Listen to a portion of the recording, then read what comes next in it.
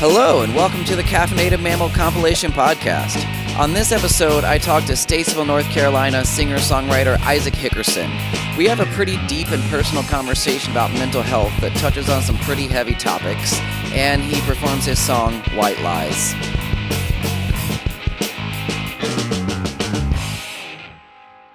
Jesus Christ, dude. That's funny. That really bums me out. Damn. So for everyone listening, we just had like 5 minutes of primo content. Some dumbass didn't hit record. It happens. Yeah. Anyway, so let's try this again. Got Isaac Hickerson here in the studio today. Oh, what's up, man? Hey, you said that exactly the same way you said it the first time. That is golden. We're really professional here. So anyway, where we got started, you were telling us about how you got started doing all of this music stuff. So. Yeah, man. So like I said, I guess they never heard it, but I'm from. I was born in Charlotte, raised in Statesville. For people listening, don't know where Statesville or Charlotte. So like Charlotte's right on the border, North South Carolina. Then I live about an hour above that. But I grew up there. I mean, my entire life. Like, I started music about 8 years old. Started playing piano, and then middle school came around, and it just took over percussion. And at 12 years old, then I found out taught myself how to start playing guitar, and carried all that stuff all the way through high school, and and it's all downhill from there. Fair. And you were telling me that your songwriting started as angsty teenage poetry. Yeah, man. So I guess I started with poetry and like short stories, and that's always just been kind of like my thing, man. Is like if I can, like all the stuff that I loved when I read stuff was things that like put me in the moment, right? Like visually put me there, and I always wanted to emulate that. Yeah. And that's what I try to do, like in my writing. Like I still write, short stories today, and cool. poetry today if I'm feeling, got a wild hair in my ass. But fair enough. I loved it, and it's just one of those things, man. Girls and not being cool enough, awkwardness, and yeah. yeah. So, you're talking about writing short stories and stuff still. Mm-hmm. Have you published any of that, or even on? No. I got think yourself a secret blog no one knows about. Yeah, no. It's more just notebook stuff that I share with some of my friends and be like, look what I wrote today. Like they're like, what the hell? Like where'd that come from? But like a few weeks ago at work, I was just sitting and I wrote this like super fucked up. It's like Christmas story about these two kids that got caught by Santa getting up to see him, and Santa left them nothing, so they like planned to kill Santa. Oh shit! And it was like Christmas story style, so like it rhymed all the way through, like Dr. Seuss style. Did you finish it? No, not fully, but that's all I want for Christmas now is to read that in its entirety. So I've got some of it. I'm gonna need you to make that happen. Yeah, I've got some of it on my phone. Oh, you're gonna give us a little excerpt right now? Yeah, I'll give you a little excerpt. How about that? Yes. Let me search for it real quick. It's funny as all get out to me, because I'm like, I have no idea where that come from. It just happened. I like to do it to keep my to kind of keep my writing muscles flexed, just using funny words, and just it kind of helps keep me free and on my feet, and quick thinking. Let's see. I'll say so. It's pretty short, so I could probably read the whole thing. But pitter patter down the hall is the sound of little feet sneaking around the corner trying to catch a peek, because Mommy and Daddy have both drifted off to dream, and the Christmas tree lights up the living room in a dull and brilliant gleam. See, Billy and Sammy knew better than to wait for old Saint Nick, because all they would find beneath the tree would be a barren sack of gifts. They ate his cookies, drank his milk, even battened down the chimney, and stayed up and cried and wondered why. Why won't St. Nick come and see me? And we won't pretend that well, yeah, it kind of got weird from there. I think I like did some rearranging. I like chicken scratch it and Fair. so Billy and Sammy, at the tender age of 9, devised a plan how they were finally going to put an end to that old fat man. Over the next couple of weeks, they'd gather all their supplies because it was nearly Christmas again, so you could see the gleam in their eyes. Some cookie dough and eggnog to satisfy his hunger, full of morphine and xylazine to put him in a slumber. And they set out some old toy trucks that surely would throw his poise, so he would slip and hit his head and be sure to feel their ploy. But as fate would have it, St. Nick had a terrible habit of mixing up the houses, so he fell right in the trap they pinned just hours before it happened. And that's all I got. That is getting dark. Yeah, it was just like, I don't know where this is coming from. No. And this is how we got the Santa Claus. Yeah. Yeah, that's where that came from. Right. With what's his name? Tim Allen. Tim Allen. That's right. Yeah. This is like a prequel to that. Yeah, no kidding. Yeah, it's just like, yeah, I don't know why. I was just like, because that's usually how it happens, right? Like, sure. I just get pen and I get paper, and they're like, what can I write about? And I'm like, okay, well, it's almost Christmas time, and then I just start writing, and then the pen goes wherever it wants. So, fair. It usually just kind of tends to work its own self out. Yeah, it's like that old Michael Jackson thing of talking about how like you have to pull it from the ether or else someone else is going to. Yes. Yeah, Michael Jackson was scared that he would get woke up, or he would wake up in the middle of the night with an idea, and then you didn't want Prince to get his ideas or something. Yeah, he said that he would immediately have to write it down because that was God's way of showing him something, and he felt like if he didn't do it, God was going to give it to Prince. Yeah, which is hilarious. May he rest in peace. But may them both. May they both rest. There's in a peace, Prince Prince painting right up there. Oh yeah, sure enough. Yeah. A friend of mine painted all of those, and I grabbed some prints because I thought they were cool and they fit the vibe in this room. Oh yeah, it's definitely a cool room. I love it in here. Yeah, it's pretty fun space to hang out in. Yeah. So tell us about your song "White Lies." How'd that come about? Man, so I'd been toying with the idea of writing something along those lines because I've dealt with a lot of mental health issues throughout my life, and being bullied growing up, and just feeling down, and I do have a depression and stuff like that. So I was like, I wanted to write it, but I just didn't know how to put it into words, and this is a years long process, going back and battling with whether I wanted to or not. And I'm like, it may ruffle some feathers, it may trigger some people, and I don't want to put people in that headspace,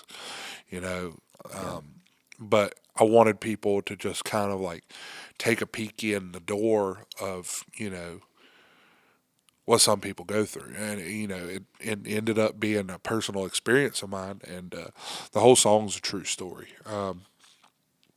So I'd been struggling, and this was maybe 2 or 3 years ago, and I had planned on, doing it, and so I wrote out 6 letters to... Shit, man. Yeah, it's heavy stuff, but I wrote out 6 letters. One to my son, one to my son's mother, one to my dad, one to my mom, one to my brother, and one to my best friend. And I didn't do it. Obviously, I'm sitting here today, which thank God. I'm really glad of that. Yeah, man, I'm blessed to still be here. But I rode around with those letters in my truck. It was kind of like a reminder to myself that I can keep pushing. Like, this is where I was at. And look here, you are a year or 2 later, and you're good. You're fine. So I just always kept them as like a self-reminder to just stay resilient and, like, keep pushing through no matter what. And then about about a year and a half later, I ended up, having a few mixed drinks over mixed feelings, and I was like, I don't need these anymore.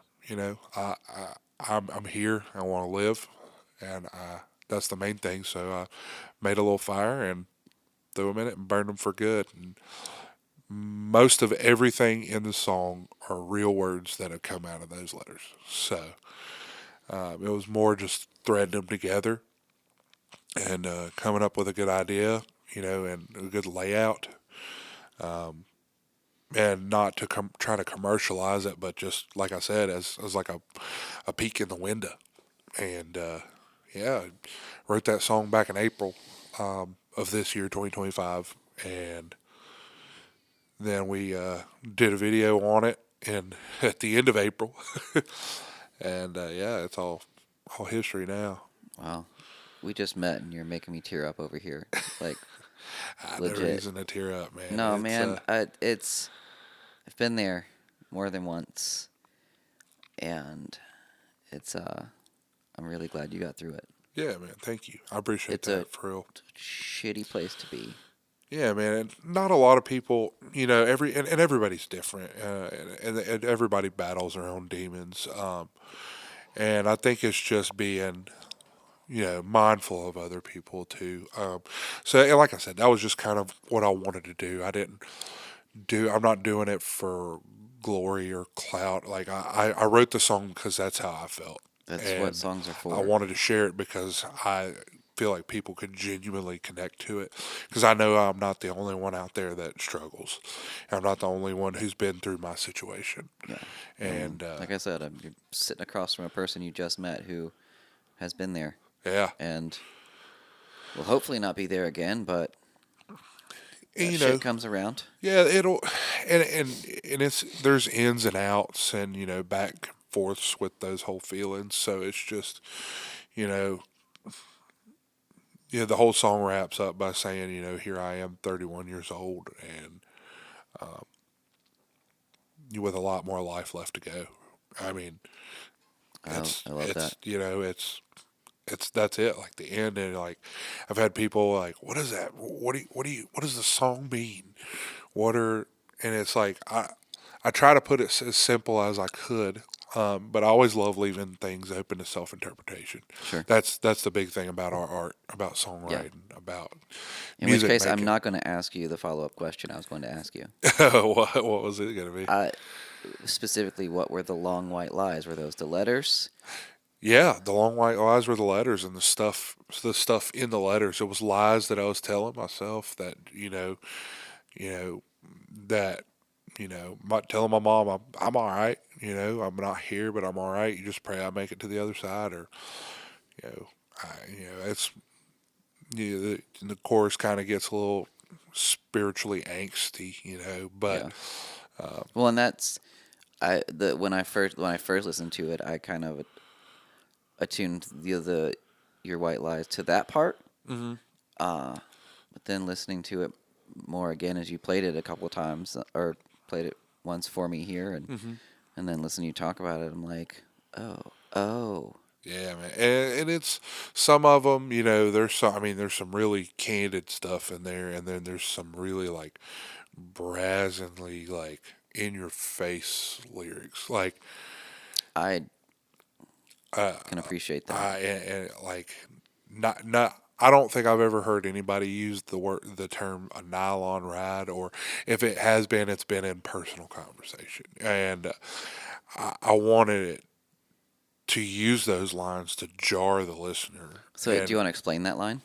Or give us that line and then kind of Yeah, tell us so about it? the line is 6 full pages full. It's the opening line is 6 full pages full of long white lines, or long white lies, apologies, to prep myself for a nylon ride, which, if it makes sense, it makes sense. I don't want to get get you demonetized or anything No. for. There's no monetization here. But that's shit, man. That's Yeah, heavy. man, and it's just all from personal experience, and it's stuff that's happened to me, and but like it's just jarring somebody to saying, "Listen, and not forcing people to, but giving them the opportunity to go, okay, hold on. He's saying something here. This means something. This isn't just something that I can put on as background noise, but more of something that I did to help other people. Yeah. I I love how honest you're being about it right now and candid, and how much you were in the song itself. Yeah, man. Thank you. Man, like, mental health is such an important thing, Very. and it's more socially acceptable, but it's still taboo to Hmm. a certain extent. And being able to, like, admit that Hmm. you're struggling is still so hard. Yeah, man. And well, it just having the courage to be able to say something to even people you love. Yeah. Like you said, it's hard. It's extremely hard. It's shameful. Yeah, because you feel dirty, you feel unclean. I don't know your views on religion or spirituality or anything, but me personally, I'm a Christian. And, God helped me through a lot. Yeah. Um, and praying and just kind of leaning on Him, that was huge for me. And it's other people have other things. I understand. Yeah. But you got to find a reason. Everybody has a reason. It doesn't matter if you To believe in stay. God or not. Yeah, I Yeah. mean everybody. You've Or got to, yeah, just a reason to keep pushing. yeah, And absolutely. and I've lost many of friends from it, and it is a disease. Whether people think it is or not, Yeah. a lot of it can be self-induced or heightened. But some people just can't help it. Yeah. And I think I'm trying to think of the right term, but you said it's taboo, and I think that you know we need to make it less taboo. Yeah. I don't can't remember the term, but No, more acceptable and more. yeah, Yeah. remove the stigma. There you go. That's the Yeah. terminology. Just removing the stigma behind mental health and it making people weak. Or feeling weak because you have problems, because everybody's got problems, but Yeah. it's okay to talk about them. I in full transparency on this topic, I've struggled with depression and ideation my entire life, but this past year has been and I don't want to get into why, but it has been the most painful year of my life. And I had to ask a dear friend um, for some significant help, and he came through with no questions asked, and I will be forever grateful of that Yeah, because I was at my lowest, and I'm really glad that he pushed and asked yeah, and made it so that I could not make choices that I was afraid I might make. yeah, for sure. That's like I'm glad you're still here too, man. That's and that's honorable of you. Even if it was, hey, I need help, or him reaching out and you even Yeah. accepting that help, Yeah. because it does boil down to a little bit of pride, Oh, yeah. and it's like, oh, I can do it, but when you're in that moment, Yeah. there's no other option, And for right? me, it was less pride and more shame, really. Yeah. Um, Well, I mean, it's like the dark right. and the light. You know what I mean? Yeah, Like for sure. pride is the absence of shame, and Yeah. shame is it is what it is. But But the fact that you took your situation and you wrote it in in this way, and you were and we were talking before we fired up the microphones yeah, about the reach that this song has gotten. Yeah, man, it's been wild. Like I'm just a local singer songwriter. When it boils down to it, like I'm a nobody. At least that's the way I see myself. And man, I got really grateful with an opportunity to make a video, a live session video with this song, and then two or three others. And the other ones didn't really. They had some good reactions, on YouTube. But this one, I don't know. It just kind of like took a life of its own. And then, after the seventh time of posting it on TikTok, it just started exploding. Not like millions and millions and millions of views or listens, but I mean, a substantial amount. I mean, and I've been extremely blessed and extremely grateful that Yeah. it's done what it's done. And I've probably had at least 50 to 100 messages of people just reaching out to me saying thank you, and for like even writing it and telling me their situations Yeah. and stories and how it's helped them through things. It's fucking And I've beautiful. made some really cool new friends from it. And Maybe even it's today. yeah, like it's a blessing. I mean, that's what I can it out to be. And it's had it got picked up by a guy named Fish Tank Productions, and he did a full reaction video on it. And Oh wow, it's got like 300,000 views on Instagram now, and it's wild. it's got like 100,000 on TikTok, and then the YouTube session video's got 160,000 views. Can we talk about that video specifically for a second? Yeah, absolutely. So I was watching it. I've watched it a couple times before prepping for this. I love who those guys. The Truthful Sessions. I love what they're doing. I He's think it's cool. insane, and he's become one of my great friends, or like a really good friend, man. Like Yeah. one of my great friends, and I got put in the position from another one of my friends, Mark T. Evans.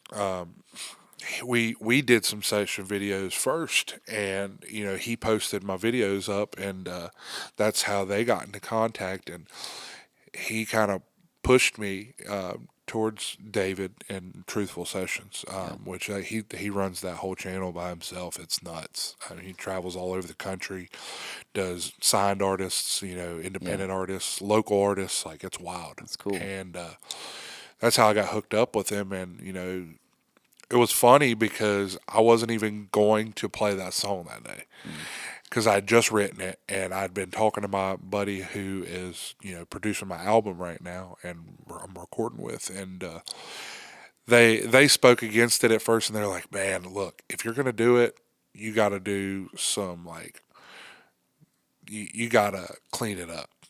Clean it up, clean it up, clean it up, because you don't want to look bad, right? like, and I was think like, raw is you're right. I was like, you're right. I need to polish it up a little bit. I don't want to go into this blind and just kind of throwing this on him because it might come off bad, or it might come off, maybe unprofessional, or wasting his time a little bit. And then, I was just like, I think a week or two before,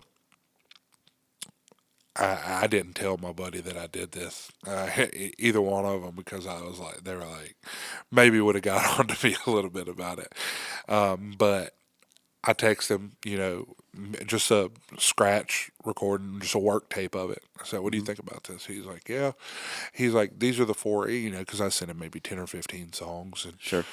we picked a solid 3 or 4 out of the group. He's like, these are the ones that I really like. I was like, okay, cool. We got there, and we weren't running short on time or anything, but we were at just kind of doing the session. He was like, let's do that one. He's like, I got a feeling about this one, and he's like, it might be good. And I was like, okay, so we did it, and I think I did it in one take. So there are some really beautiful things about that video and the recording Yeah, man. that after having this conversation are so much more beautiful. So you recorded it on a farm, and in the background the whole time you can hear birds singing. Yeah. There's a couple of times where the song gets intense that the wind picks up, especially at the end where you can definitely hear the wind pick up and it gets kind of warbly. Yeah. And that is so fucking powerful right now. Like Yeah. having this conversation and this context, and then the heaviness, and then the beauty behind it. Yeah, The beauty of that nature is behind you, saying, "Hey, man, like we got you." Yeah, and it's, I mean, it just, it's kind of like you were saying, just the whole atmosphere, almost felt like it was just kind of meant to be, if that makes sense. Because Oh, you yeah. get, like you said, the birds were chirping, the wind was picking up at certain parts of the song, and it was just like, man, it couldn't feel like a more perfect moment, because it's like the point of the song was trying to tell people, hey, life is still beautiful, man. Yeah, and that exact And recording is on Spotify and our. yeah, yeah, for I'm sure. sorry, maybe we don't say that word. We don't say the S word anymore, but it's on. It's on all it's on streaming the streaming platforms. And, Yeah, all of them. So Yeah. you can get that anywhere. And I'm really blessed that it happened. And man, it's just took a whole life of its own now. It's just it got up and grown legs and started running like it's picked it's up. reaching people in a way that it needs to. It Yeah, sounds and like. just one the wordy dirt that you said I can't say anymore. It's picked up 40,000 streams just there in a month since it's been released. I guess it's been a little over a month, maybe a month and a half, and that's double of what I have on 3 different releases I've done this That's year, amazing. and just that one song. Very And cool. It's doing things. yeah, and like I said, man, I cannot stress how blessed I feel from it, because that's the point of doing what I want to do and doing what I love to do.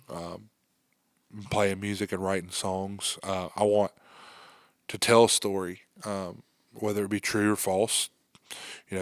Which in this case is 100% true, but that people can use as tools to help themselves, in good ways. Because that's a war we've been fighting for an extremely long time. Yeah. For sure. And I've always been a big advocate for mental health. Like I said, being somebody with mental health issues, and Yeah. or at least has talked about it and have been through struggles in my life. And I will encourage anyone who's listening to this who goes through stuff, call that hotline. Yeah, I've called it a couple of times. Not even necessarily in a place where I needed talked down, but just I needed to talk. yeah, just some clarity. And I've definitely got to a point where I felt like I was burning out my friends, and those people are there. If you need someone, if it's 3 a.m. and you don't have anyone else to call, they'll pick up. Yeah, every single time, and it's completely free too. That's the best part about it. Yeah. And just having those resources and knowing that you have something like that, a tool, a resource. It's your chisel, it's your hammer. Yeah. Because in the end, you're trying to sculpt yourself a better life. So you need those tools to be able to do that, and you can't do it alone. I'm incredibly thankful that they exist. Yes, yeah. And I'm very thankful for this conversation. Oh man, right I'm now, thankful for it too, man. Yeah, this is good. Do you so you're working on a record. Any idea when that's gonna be? Ooh. Well, we were hopefully gonna shoot for, first middle part of January, but we've been having, it's been a little longer than we expected, just trying to get some session players in, I understand. stuff like that. So Yeah. everybody's schedules, we're all musicians, so it's like, We've rescheduled this twice, so I get it. yeah, That's life, man. yeah, man, and so it's not pulling teeth, but it's hard to get everybody together sometimes. But Yeah. when we do, it's magic, But right now, I don't want to put an exact day on it. I will just say late February, early March. It's kind of the time frame we're shooting for. So, And we're currently recording in early December, but by the time people are hearing this, it's mid-January. So, yeah, you got about a month or two Yeah. to prep yourself up, and you'll be able to see it anywhere, man. I'll be posting about it on all my, socials. What's your handle? So on TikTok, I am at I am the Isaac Hickerson. On Instagram, I'm Isaac Hickerson 11, and then Facebook, I'm Isaac Hickerson. Cool. And I have a secret personal account on Facebook that I hope nobody finds. Fair.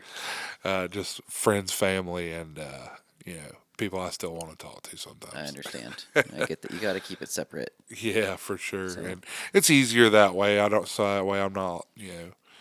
I can direct all the traffic to my actual page that does all, because I get a lot of people that just add me because they want to see my music stuff. I'm like, well, Sure. here's your little avenue. So Yeah, that works. So, yeah, cool, man. Well, thank you for coming today. Thanks yeah, for absolutely, dude. going deep and Yeah, man. vulnerable and all the things. This was good. Sometimes you gotta get in the trenches a little bit, man. Yeah, Yeah, with strangers. It's not. It's good to talk about it. Because, like you said, it's just there's this whole stigma behind it, and people feel like it's a no to just sit and talk about it. It's like, Right. Except that not talking about it is makes it worse. yeah, yeah, for sure. So For sure. I'm super blessed and grateful to have that conversation with you, man, and being able to be here. It's nice. Yeah, I'm glad you're here. Thanks, man. Cool. Well, we recorded you playing that song earlier, so man. we'll hop over to that. Cool. And thank you. Yeah, thank you, man. Here's Isaac Hickerson performing his song "White Lies." Green light. Sweet.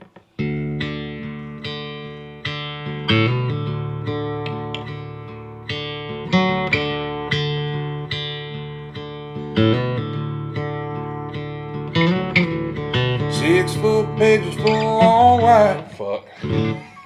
Botch that. Alright.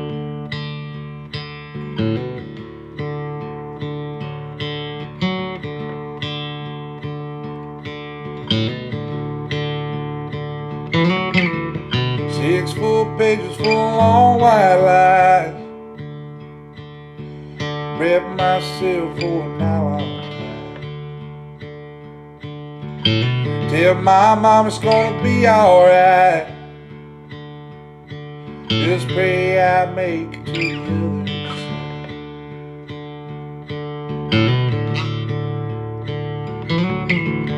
Tell my old man to fix my truck. Hell, and give it to my boy when he grows. Tell my brother take my records and the things I've stole. Keep the shoebox memories in the stranglehold. Time and shadows slip along the walls. I just wanted to feel something, nothing at all. Sometimes life is like a window at a glance, and I don't know if I deserve a second chance. And I don't know where we go when we die, but all I know is that I'm grateful for those long white lies.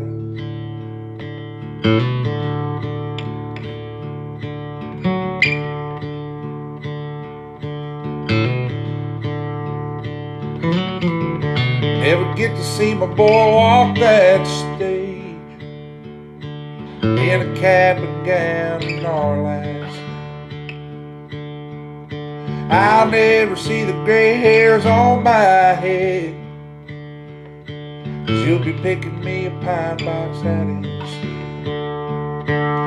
Sometimes life is like a window at a glance, and I don't know if I deserve a second chance. And I don't know where we go when we die, but all I know is that I'm grateful for those long white lies.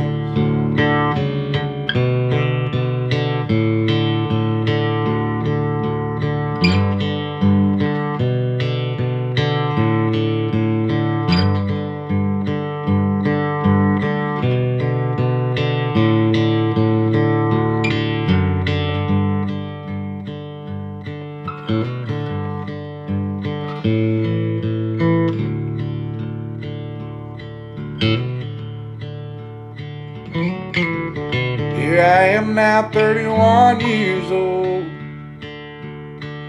with a lot more life